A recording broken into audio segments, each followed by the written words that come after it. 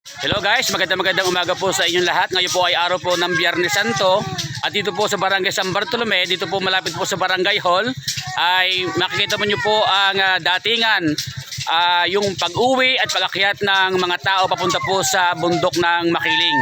At nasa gawin likuran rin po ang ito po ay isang pamilya na Montesillo na sila po ay mga namamanata. Sila po ay namamanata bilang nandoon makikita po ninyo yung paghagupit ng kanila pong panghaplit sa kanilang mga likuran.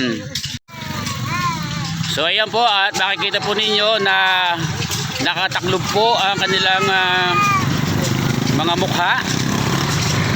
At sila po ay todo hampas ng kanilang inihahampas sa kanilang mga likuran. So ang tawag po doon sa kanilang inihahampas sa kanilang likuran ay yun po ang tawagin pong bulilyo. So yan. At bago po nila isagawa ang pamamanatang ito sa pamamagitan po ng paghampas ng bulilyo sa kanilang likuran, ay sila po ay mananalangin.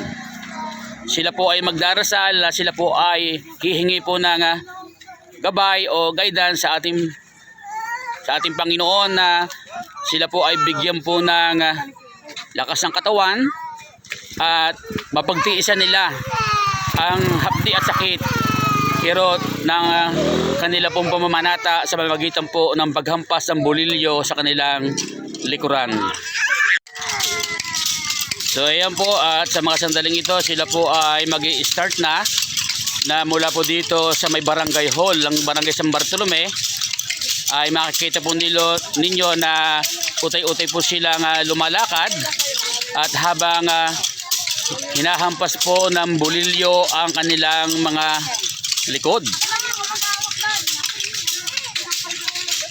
So sila po ay isang pamilya, magkakamag-anak.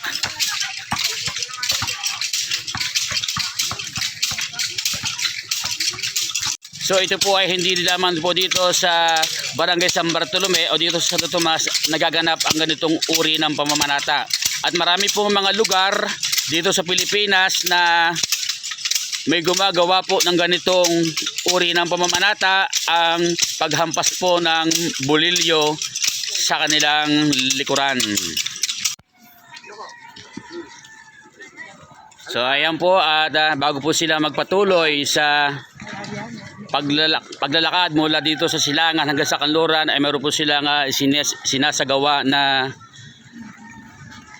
yung pagpapatagas ng dugo sa kanilang likod at sa pamamagitan po ng mga hiwang yan at sa paghampas po ng bulilyo ay tatagas po yung kanilang dugo sa kanilang likuran.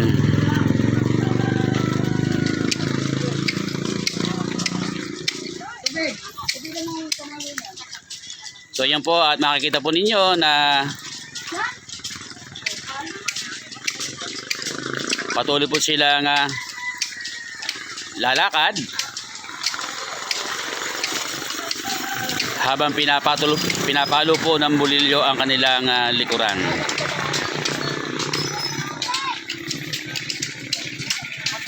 So ito po ay isang uri ng pamamanata na sila po ay naniniwala. Ito po yung kanilang paniniwalaan na sa pamamagitan po nito ay maiibsa at mababawasan po yung mga kasalanan na ginagawa.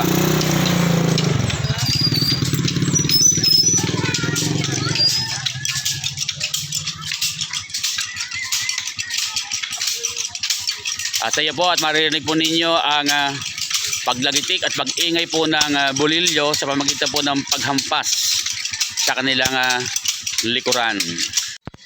So ayan po at sila po ay patuloy po sa paglakad at patuloy din po ang pagpalo po ng paghampas ng bulilyo sa kanilang likuran. Na siya namang nagpapatagas sa dugo na mula sa kanilang katawan.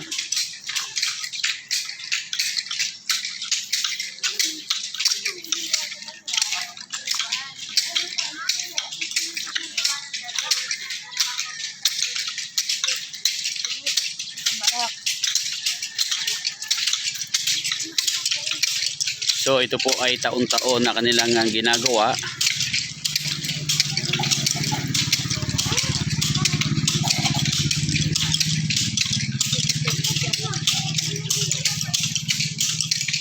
Ang pagpipinitensya.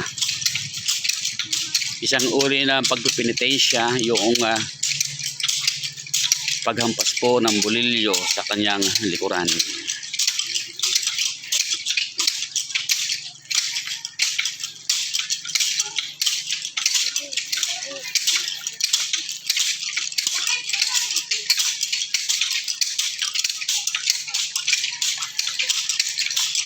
So yan po, at kapag nakita na po niyang mapula ang likuran ay saka naman kukudlitan.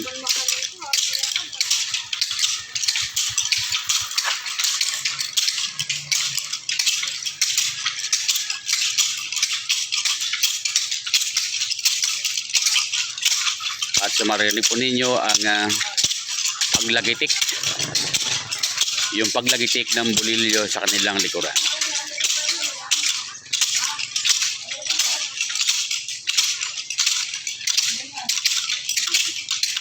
At yun po, yung isa pong yun ay handa na po siyang padapain sa semento at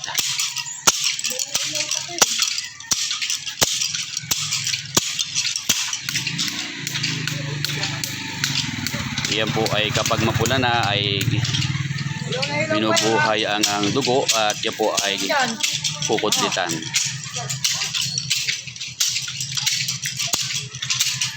So ganyan po ang ginagawa po nila.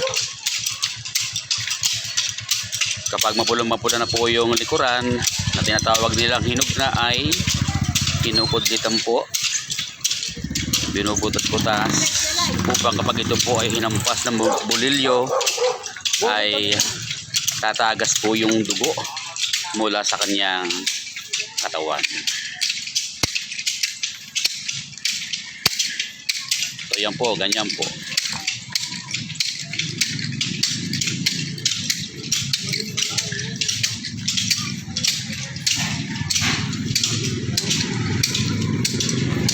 Sila po ay iisang pisa. Sila po ay magkakamag-anak na Montesilio. Na ang iba po dyan ay galing pa po sa Pasig City, na dumayo po dito sa Barangay San Bartolome, Santo Tomas City, Batangas.